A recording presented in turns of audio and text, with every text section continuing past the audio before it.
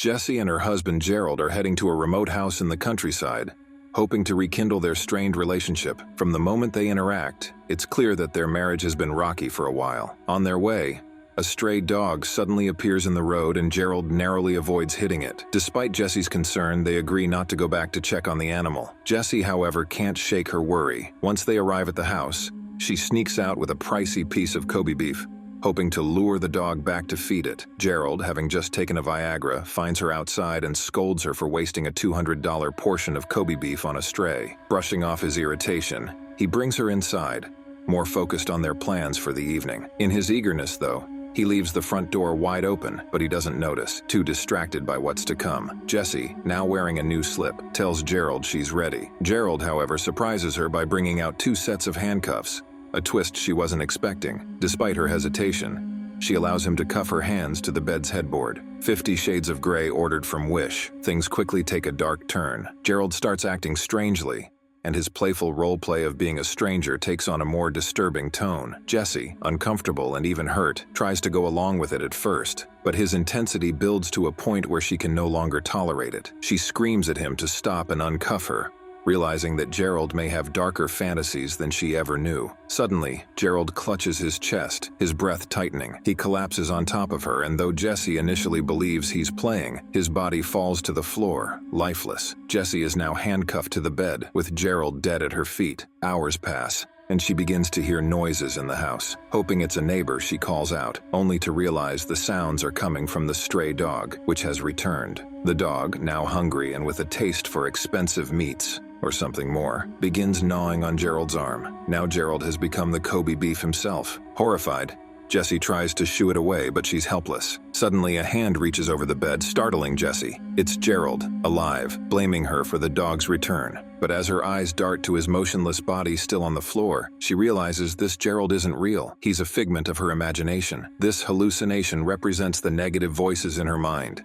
the doubts and fears she's buried deep inside. This imaginary Gerald taunts her, reminding her of past moments when she was too afraid to speak up, including a time when he told a sexist joke at a party, and Jessie stayed silent instead of confronting him. As the hours drag on, Jessie realizes that no one is coming to rescue her. She must find a way out. Desperately, she imagines breaking the bed's pillar to free herself. But as Gerald's ghostly figure mocks her, she recognizes it as another figment of her imagination, a sign of her desire to survive. This vision of herself urges her to face reality, reminding her that she's been emotionally trapped long before Gerald ever put her in those handcuffs. The voice hints at a traumatic event from her childhood, something that has kept her mentally shackled for years. In the dead of night, Jessie hears the dog growling and running off, scared of something lurking in the shadows. Straining to see, Jessie notices a figure in the corner of the room, a tall, bulbous-headed man wearing a trench coat and holding a bag. Desperate for help, she calls out, but he only smiles eerily, showing her the contents of his bag, bones and jewelry. Terrified, Jessie tries to convince herself that the figure isn't real, closing her eyes and hoping he'll disappear. Her internal struggle grows as Gerald's hallucination reappears, sowing doubt and fear, calling her Mouse, a nickname that ties back to her childhood. Jessie drifts into a memory of herself as a young girl on vacation with her family. Her relationship with her father was always unusually close, enough to make her mother uneasy. One day, while watching a total eclipse together, Jessie's father reminisces about the days when she would sit on his lap. Though Jessie is now a young woman, she doesn't want to upset him and agrees to sit on his lap again. But this time, it's not innocent. As the moon covers the sun, Jessie's father undoes his pants, and though she feels uncomfortable, he tells her to keep watching the eclipse, a chilling moment that marks the beginning of Jessie's deep-seated trauma. This incident, Jessie realizes, is the root of her lifelong issues. Her father's betrayal left her feeling powerless, and she spent years burying the memory, unable to confront it. Gerald in many ways represents the same dynamic. He was a man who held power over her,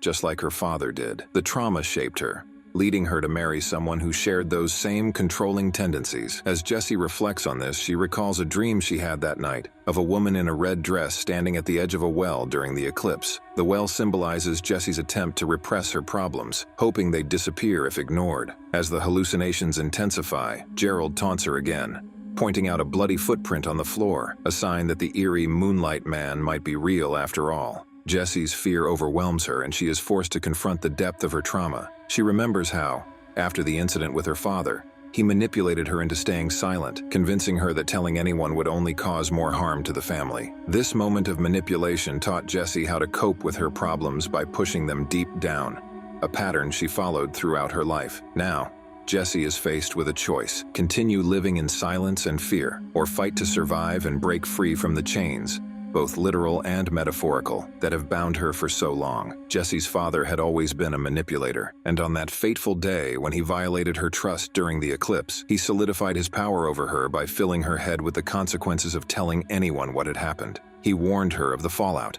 how her mother would suffer, how their family would break apart. Jessie, wanting nothing more than to keep her family together, begged her father to promise he wouldn't tell. He relented, assuring her that when he walked out of the room, it would be as if nothing ever happened. Jessie agreed, sealing the trauma away deep inside herself. It was this moment that shaped the way Jessie would deal with problems for the rest of her life, by running from them rather than facing them head-on. This same pattern played out in her marriage with Gerald. As Jessie lay handcuffed to the bed with her husband's lifeless body at her feet, she was plagued by hallucinations of him. Gerald's ghostly figure taunted her, weaving a dark narrative of what would happen when her body was discovered. The coroner, he said, would rule it a death by misadventure, but only she and Gerald would know the truth. And when the sun set, the Moonlight Man would return to finish what he started. This was Jessie's darkest moment. She felt utterly hopeless, her mind consumed by Gerald's voice, which had now taken full control of her thoughts. The Gerald in her mind whispered that everything dies, that nothing escapes its fate. He suggested that she simply give up and let death claim her, sparing her the torment of waiting for the inevitable. Exhausted, Jessie drifted off, her mind once again pulling her back to the full eclipse, to the pier from her childhood. There she found a younger version of herself, sitting on the bench, shackled in invisible handcuffs. Jessie apologized to her younger self, but the child didn't want her to feel sorry. Instead, she urged Jessie to remember something important. This time, it was the young Jessie who helped the adult version of herself. As Jessie relived her painful memories, she was forced to confront the darkest parts of her past. She recalled a moment from later that same day, after the incident with her father, during a tense family dinner. Her mother had asked if she'd had a nice time with her father, and Jessie, overwhelmed with emotion, had gripped her glass so tightly that it shattered in her hand, cutting her. This memory triggered something in Jessie, an idea. She could use the water glass on the shelf above her to free herself from the handcuffs. If she could cut her hand just right, she might be able to slip it through the cuffs, using her own blood as a lubricant. As Jessie plotted her escape, the more positive side of her personality, the side represented by Jessie 2, reappeared. Jessie 2 urged her to visualize every step of what she was about to do, to mentally walk through the motions. Once she started, there would be no turning back. Meanwhile, Gerald's taunting continued. He told her that even if she did manage to get her hand free, her legs, unused for almost 2 days, would surely fail her. But Jessie was resolute. She told herself that her legs would just have to do their part. Jessie reached for the glass, shattered it, and carefully wedged a shard between the shelf. Taking a deep breath, she sliced into her hand, blood spilling out as she worked the cut deeper. The pain was excruciating, but she pressed on, forcing her hand through the cuff. Flesh peeled away, leaving her hand mangled, the skin hanging loosely from the bone. Finally, she was free. With one hand unshackled, Jessie dragged the bed to the bathroom, where she retrieved the key to release her other hand. Once free,